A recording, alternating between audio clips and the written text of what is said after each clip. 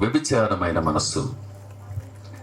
వ్యభిచారమైన మనసు ఇక్కడే ఉంది చూడండి. కొరింథీ రాసిన పత్రికలోన 10వ అధ్యాయము రండి చదువుదాం. 10వ అధ్యాయము 8వ వచనం. మరియు వారి వలె, ఇక్కడ జాగ్రత్త మీరు, వారి వలె మనము వ్యభిచరింపకయుందుము. వారిలో కొందరు వ్యభిచరించినందున ఒక్క దినమనే 23,000 మంది కూలిరి. తమ్ముడు వినాలి, అమ్మ వినాలి. వ్యభిచారమైనటువంటి మనస్సు, వ్యభిచార సంబంధమైన మనసు. మరి ఈ మధ్య కాలంలో ఎంత భయంకరంగా ఉంది పరిస్థితి అంటే అస్సలు బాగలేదండి, అస్సలు బాగలేదు. ఏమండి, దీనిని వివరించటం నేను ఇష్టపడట్లేదు, కానీ ఒక మాట చెప్పి ముందుకు వెళ్తాను. పెళ్లి కాకముందు నువ్వు ఈ పని చేస్తే జారత్వము అన్నాడు. పెళ్ళైన తర్వాత కూడా ఇంకొక పురుషును లేక ఇంకొక స్త్రీని నువ్వు అనుసరించావనుకోండి, వ్యభిచారి అని అన్నాడు. జారత్వం చేసేవాడు కానీ వ్యభిచారం చేసేవాడు కానీ దేవుని రాజ్యంలో ప్రవేశించలేడు. అది బైబిల్లో చాలా విషయాలు ఉన్నాయి. కనుక అలాంటి వారిలాగా మీరు చెప్పండి, వారిలాగా మీరు ఉండొద్దు. దేని విషయంలో ఇశ్రాయేలు జనాంగం దేవుణ్ణి విసిగించి ఆశ పెట్టారు అంటే వ్యభిచారమైన మనస్సు. కనుక వారిలాగా మీరు ఉండొద్దు. సోదరులారా, ఎందుకో దేవుడి రాత్రి, మరి ఇక్కడ ఎవరున్నారో నాకు తెలియదు, కానీ దేవుడు మాట్లాడుతున్నాడు మీతో సూటిగా. ఉన్నారేమో నాకు తెలియదు, అయితే ఉంటే సరి చేసుకో. వారిలాగా నువ్వు ఉండొద్దు. నీకు ఇచ్చిన భార్యతో లేకుంటే నీకు ఇచ్చిన భర్తతో తృప్తిగా ఉండవు. అది దేవునికి ఇష్టమైన దాంపత్య జీవితం. ఇంకొకరిని నువ్వు అడుగేసావనుకో, వ్యభిచారివి నువ్వు. కనుక ఆ వ్యభిచారంలో చేసినందువలన ఒక్కరోజే ఎంతమంది? 23,000 మంది చచ్చిపోయారు.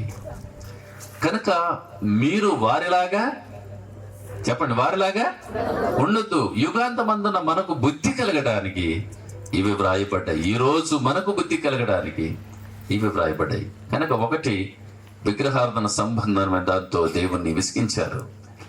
ఆ తర్వాత వ్యభిచారము, అంటే మోయాబు స్త్రీలతో వారితో ఉండొద్దు అని అంటే వారితోటి కలిసి వ్యభిచరించారు వీళ్ళు.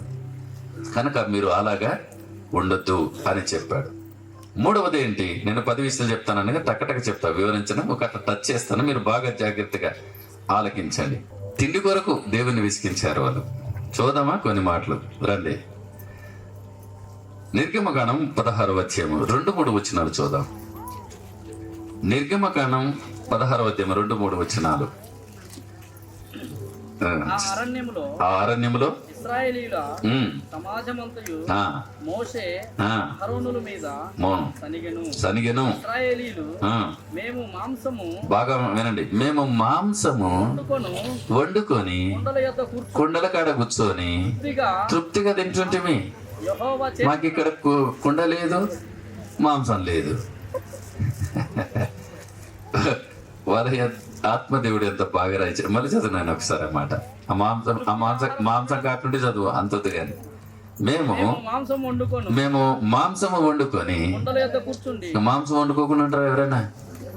మాంసం వండుకొని కుండల కాడే కూర్చొని, ప్లేట్లు వేసేంత వరకు ఉండట్లేదు ఇల్లు, కుండల కాడే కూర్చొని తృప్తిగా తింటుంటే. మాకు ఇక్కడ కుండ లేదు, మాంసం లేదు, తృప్తి లేదు. అంతేనా?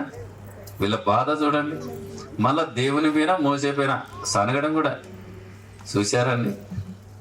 దేవుని పైన సనుగుతున్నారు, ఆయన సేవకుని పైన సనుగుతున్నాడు. మీకు ఒక మాట ఈ సందర్భంలో చెప్తా. ఎక్కడైనా మీటింగ్లో భోజనాలు పెడతారు కదా, బాగాగిన పెట్టినారనుకో 10 సంవత్సరాలు పోగొడతారు వారిని, ఆ పాస్ట్ గారిని. బాగాగిన పెట్టకపోతుకు జీవితాంతం తిడతారు. ఏమండి, కొంతమంది బాగాగిన పెట్టాడు, బల పెట్టాడు అని 10 సంవత్సరాలు పొగుడతారు. బాగాగిన భోజనం పాస్ట్ పెట్టకపోయానుకో జీవితాంతం తిడతారు. ఇంకా కొంతమంది ఇంకా భోజనానికే వచ్చినారేమో అన్నట్టుగా, ఆడ భోజనాలు బాగుండవు, యామి బాగుండవు, ఇవాడు యా మీటింగ్ పోదాంపా అంటే భోజనం కొరకే వస్తున్నావా మీటింగ్? నువ్వేమన్నా పెట్టి దీనిపో శుభ్రంగా, తండ్రి నీకు స్తోత్రం అని. ఏమండి, దేవునికి స్తోత్రం. కడుపులు కాల్చుకొని ఆహారం లేక అలాగే ఉపవాసముతో దేవుని పరిచయం చేసిన దినాలు నా జీవితంలో ఉన్నాయి. ఏమండి, నా జీవితంలో ఉన్నాయి. పొద్దున 7 గంటలకి ఏదో కొంచెం తింటే ఆ రాత్రి ఎప్పుడో తినేవాళ్ళం. అది కూడా దొరికితే తినేవాళ్ళం, లేకపోతే అట్లా పడుకునే సందర్భాలు ఉన్నాయి. కానండి వీళ్ళు చూడండి, మేము ఎంత బాగా కుండల కాడ కూర్చొని మాంసం వండుకొని తృప్తిగా తినేవాళ్ళం. లేదు, ఎవరిపైనా సనుగు, దేవునిపైన సనుగు. ఏం చేసినాడు? తిండిపోతులను అందరినీ చంపేసినాడు దేవుడు. దేవుని స్తోత్రం చెప్పండి. కనుక బైబిల్ చెప్తాది, ఒకవేళ మీరు తిండి కొరకైనా బతికినట్లయితే ఒక మంచి మాట మీకు చెప్తా ఇప్పుడు. రండి, కొరింథీయులకు రాసిన మొదటి పత్రిక 6వ అధ్యాయం. కొరింథీయులకు రాసిన మొదటి పత్రిక 6వ అధ్యాయం 13వ వచనాన్ని చూద్దాం. భోజన పదార్థములు కడుపుకును, కడుపు భోజన పదార్థములకు నియమబడినవి. వినండి వినండి, భోజనం దేనికంట? కడుపుకి. కడుపు దేనికంట? భోజనానికి. ఈ రెండు నియమింపబడ్డాయి. వీళ్ళిద్దరు ఫ్రెండ్స్ అన్నమాట.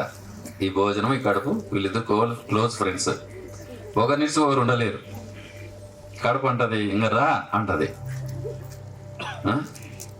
కడుపు అంటది రా అంటది ఎవరిని? భోజనాన్ని. వస్తున్నా ఏమి నీకు అంత తొందర అంటే అది.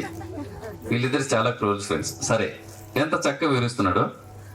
సరే, ఆ తర్వాత నేను ఇంకో మాట నేను మీకు జ్ఞాపకం చేస్తాను. ఫిలిప్పీ రాసిన పత్రిక 19వ వచనాన్ని మనం చూద్దాం ఇప్పుడు. నాశనమే వారి అంతము, నాశనమే వారి అంతము, వారి కడుపే వారి దేవుడు. ఇంకా చూడండి, ఇప్పుడు చూడండి, ఇంకా నాశనమే వారి అంతము, వారి కడుపే. ఇప్పుడు ఏమర్థమైంది మీకేమర్థమైంది ఇప్పుడు? నాశనమే వారి అంతము, వారి కడుపే. చెప్పండి, గట్టి చెప్పండి. వారి కడుపే వారి దేవుడు, వారి కడుపే వారి దేవుడు. ఎంత ఘోరం అండి. ఇక దేవుడు గడ్డకపోయినాడు, వీళ్ళ కడుపు దేవుడైంది. మాకు మాంసం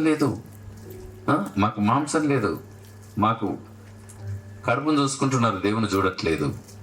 దేని విషయంలో వాళ్ళు విసిగించినారు అని అంటే, మాంసపు విషయంలో, తిండి విషయంలోన దేవుణ్ణి వాళ్ళు విసిగించారు. వారి కడుపే వారి దేవుడు. ఎంత ఘోరం అండి. వారి కడుపే వారి దేవుడు.